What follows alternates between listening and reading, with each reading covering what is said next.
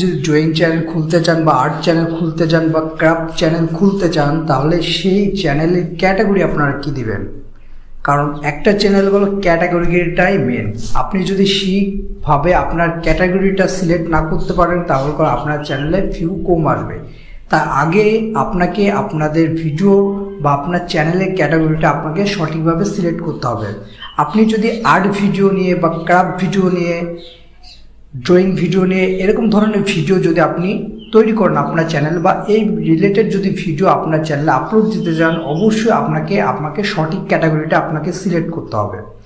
এবং সঠিক ক্যাটাগরিটা কিভাবে সিলেক্ট করতে হবে, মনে করুন আমরা অনেক ধরনের ভিডিও তৈরি করে, যারা আপনার টেক ভিডিও তৈরি করে তারা দেখবেন সায়েন্স অ্যান্ড টেকনোলজি এরকম বিষয় দেয়, তারপরে যারা ব্লগ, পিপনার ব্লগ এরকম ধরনের তারা ক্যাটাগরি সিলেক্ট করে। তা আপনাকে কি ক্যাটাগরি সিলেক্ট করতে হবে?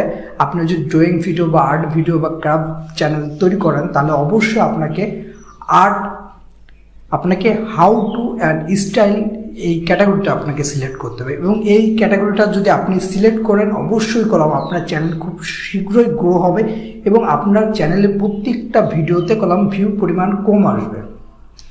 তাই আপনারা যারা ড্রয়িং বা আর্ট বা ক্রাফট চ্যানেল যারা খুলতে যাচ্ছেন, অবশ্যই আপনার ক্যাটাগরিটা হাউ টু অ্যান্ড স্টাইল এটা আপনারা সিলেক্ট করবেন। এতে করে আপনার চ্যানেলটি তাড়াতাড়ি গ্রো হবে এবং আপনার চ্যানেলে ভিউর পরিমাণ কম আসবে। আর আজকে ভিডিওটি এ পর্যন্ত ভালো লাগে, অবশ্যই চ্যানেলটি সাবস্ক্রাইব করে সাথে থাকবেন। সবাইকে ধন্যবাদ।